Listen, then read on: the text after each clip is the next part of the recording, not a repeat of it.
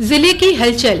आकाशवाणी लखनऊ से प्रस्तुत है जिले की हलचल। आज सुनिए बागपत और हाथरस जिलों की हलचल। पहले सुनते हैं बागपत जिले की हलचल। आलेख है राजीव कुमार का। यूपी हरियाणा सीमा विवाद समाप्त कराने के लिए प्रदेश सरकार ने बागपत में दोनों राज्यों की सीमा पर पिलर लगवाने को 11.14 करोड़ रुपए का बजट मंजूर किया है। कार्य शुरू कराने के लिए पहली किस्त में 5 करोड़ रुपए भी दे दिए गए हैं। सर्वे ऑफ इंडिया के अफसरों की निगरानी में पिलर लगाने का कार्य होगा। 52 साल से जारी यूपी हरियाणा सीमा विवाद खत्म करने के लिए दोनों राज्यों के अधिकारियों में इस बात को लेकर सहमति बनी थी कि यमुना खादर में सर्वे ऑफ इंडिया के सर्वे के अनुसार सम विषम के आधार पर सीमा पिलर लगवाए जाए। हरियाणा प्रदेश सरकार की ओर से अपनी सीमा क्षेत्र में पिलर लगा दिए गए, लेकिन बजट नहीं मिलने से बागपत प्रशासन पिलर नहीं लगवा सका था।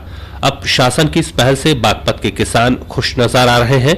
गौरतलब है कि बागपत के 27 गांव और हरियाणा प्रदेश के सोनीपत व पानीपत जनपद के 22 गांवों की लगभग 4500 हेक्टेयर कृषि भूमि विवाद में फंसी है। बागपत की 2850 हेक्टेयर तथा सोनीपत पानीपत की 1750 हेक्टेयर भूमि पर विवाद है। इसी को लेकर दोनों राज्यों के किसानों में झगड़े होते रहे हैं।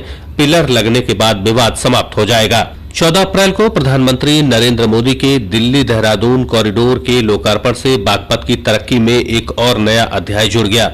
यह कॉरिडोर बागपत के 32 गांवों की जमीन से होकर गुजर रहा है।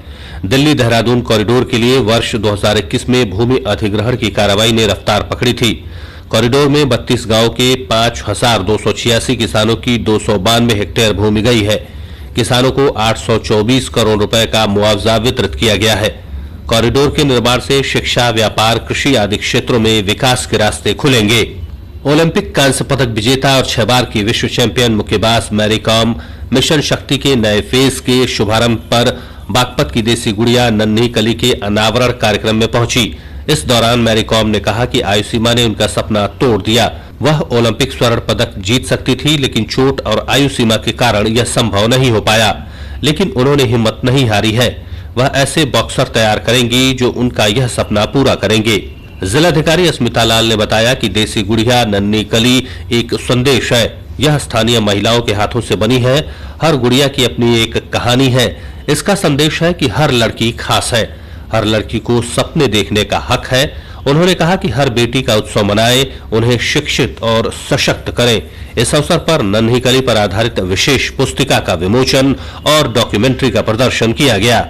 बागपत, बड़ौत और छपरौली विधानसभा में एसआईआर प्रक्रिया पूरी होने के बाद मतदाता सूची से 1.38 लाख वोट कम हो गए हैं। इनमें सबसे ज्यादा 49,625 वोट बड़ौत विधानसभा क्षेत्र में कम हुए हैं। अंतिम मतदाता सूची 10 अप्रैल को कलेक्ट्रेट और सभी बूथों पर लगाई गई। पहले जनपद की तीनों विधानसभा में 9,76,798 मतदाता थे। एसआईआर की प्रक्रिया शुरू होने के बाद 6 जनवरी 2026 को मतदाता सूची जारी की गई, जिसमें 7,99,449 मतदाता बचे। इसके बाद आपत्तियां मांगी गई और उन मतदाताओं को नोटिस जारी किए गए जिनके परिजनों के नाम वर्ष 2003 की मतदाता सूची में नहीं मिले।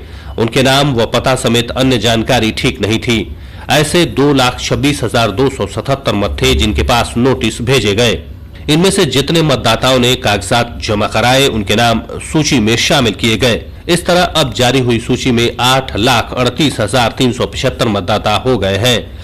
अब एसआईआर की प्रक्रिया खत्म हो गई और सामान्य प्रक्रिया के तहत ऑनलाइन आवेदन करके ही मतदाता बन सकेंगे। उत्तर प्रदेश परिवहन निगम के मेरठ क्षेत्र के बड़ौत डिपो में इलेक्ट्रिक बसों के लिए चार्जिंग स्टेशन की स्थापना की जाएगी। इसके लिए डिपो में निर्माण कार्य शुरू हो गया है। स्टेशन बनने के बाद डिपो से इलेक्ट्रिक बसों का संचालन शुरू कर दिया जाएगा। आवश्यकता के अनुसार ही डीजल की बसों को डिपो में रखा जाएगा। डिपो के अंदर 2 कक्ष एवं ट्रांसफार्मर फाउंडेशन का निर्माण कराया जा रहा है। इसके बाद 4 इलेक्ट्रिक चार्जिंग पॉइंट बनाए जाएंगे। विद्युत कनेक्शन लेने की प्रक्रिया भी शुरू हो गई है। स्टेशन का निर्माण होने के बाद डिपो में इलेक्ट्रिक बसों के बेड़े को लाया जाएगा। डीजल की अधिकांश बसों को दूसरे डिपो में भेज दिया जाएगा, जबकि कुछ बसें संचालन के लिए डिपो में ही रखी जाएंगी। एआरएम हाकिम सिंह ने बताया कि इलेक्ट्रिक चार्जिंग स्टेशन का चुनाव डिपो की भौगोलिक स्थिति, रूट नेटवर्क और भविष्य के विस्तार की संभावनाओं को ध्यान में रखकर किया गया है।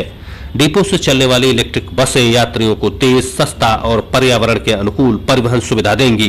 बागपत जिले की हलचल के बाद आइए सुनते हैं हाथरस जिले की हलचल। आलेख और स्वर है राजेश सिंघल का।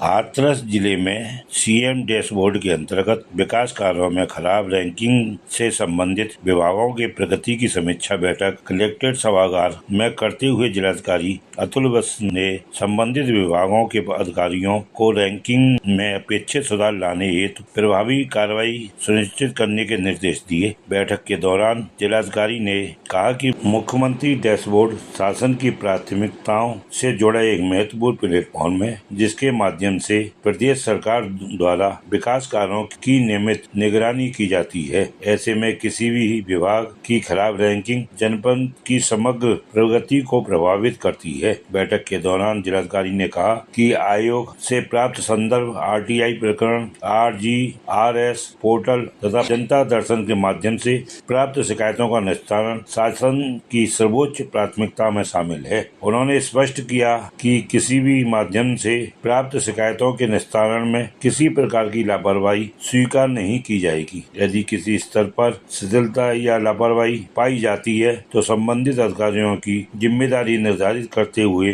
कड़ी कार्रवाई की जाएगी। जिलाधिकारी ने अधिकारियों को निर्देशित किया कि जनता दर्शन, RGRS पोर्टल अथवा अन्य माध्यमों से प्राप्त शिकायतों के निस्तारण में आवश्यकता अनुसार स्तरीय निरीक्षण आवश्यक किया जाए, जिसके प्रकरणों का वास्तविक एवं संतोषजनक समाधान सुनिश्चित किया जा सके तथा वे डिफॉल्टर अथवा लंबित श्रेणी में न आए। हाथरस में घरेलू गैस सिलेंडरों की उपलब्धता सुनिश्चित किए जाने और प्राप्त शिकायतों के दृष्टिगत जिलाधिकारी अतुल बस ने पुलिस अधीक्षक चिरंजीवी नाथ सिन्हा के साथ गैस एजेंसी मंडी समिति अलीगढ़ रोड स्थित हाथरस का निरीक्षण कर उपभोक्ताओं को समयबद्ध तरीके से गैस सिलेंडर की उपलब्धता सुनिश्चित करने के निर्देश दिए। निरीक्षण के दौरान जिलाधिकारी ने वितरण व्यवस्था, उपलब्ध स्टॉक, बुकिंग और डिलीवरी प्रक्रिया के संबंध में संचालक से विस्तार पूर्वक जानकारी तथा स्टॉक पंजिका तथा वितरण पंजिका का गहनता से अवलोकन कर सत्यापन किया। इस दौरान उन्होंने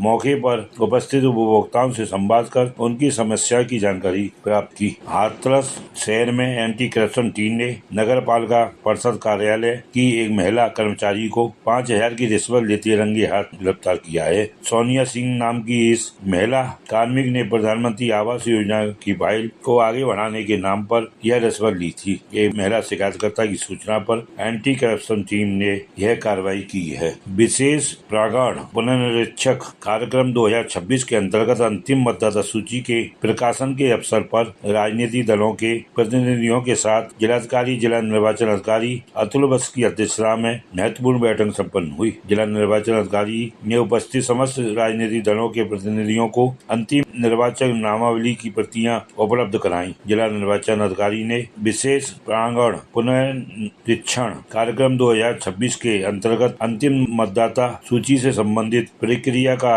एक अद्यतन व्यवस्था की जानकारी दी है। हाथरस जनपद निवासी BSF जवान अजय कुमार का ट्रेन में हार्ट अटैक आने से निधन हो गया। वह जम्मू कश्मीर अपनी यूनिट के साथ पश्चिम बंगाल में चुनाव ड्यूटी के लिए जा रही थी। ट्रेन में यात्रा के दौरान अचानक तबीयत बिगड़ने पर उन्हें झारखंड के हजारीबाग जिला अस्पताल ले जाया गया, जहां डॉक्टर ने उन्हें मृतक घोषित कर दिया। अजय कुमार BSF की 134वीं बटालियन में जम्मू कश्मीर में तैनात थे। निधन की सूचना मिलते ही हाथरस स्थित उनके परिवार में शोक छा गया। उनका पार्थिव शरीर उनके पैतृक गाँव ओटपोड़ा लाया गया, जहाँ पूरे सैनिक सम्मान के साथ उनका अंतिम संस्कार किया गया। जवान की मौत से क्षेत्र में शोक की लहर है। हाथरस सदर के विधायक अंजुला माहौल के द्वारा शमशान घाट पहुंचकर मृतक जवान को श्रद्धांजलि देते हुए परिजनों को सांत्वना प्रदान की। हाथरस शहर के जलेसर रोड स्थित अक्रूर कॉलोनी में बंदरों से बचने के लिए एक युवती मकान की तीसरी मंजिल से नीचे गिर गई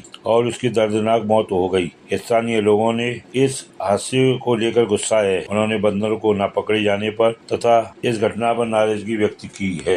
ये था आकाशवाणी लखनऊ के क्षेत्रीय समाचार एकांश द्वारा प्रस्तुत जिले की हलचल का आज का अंक।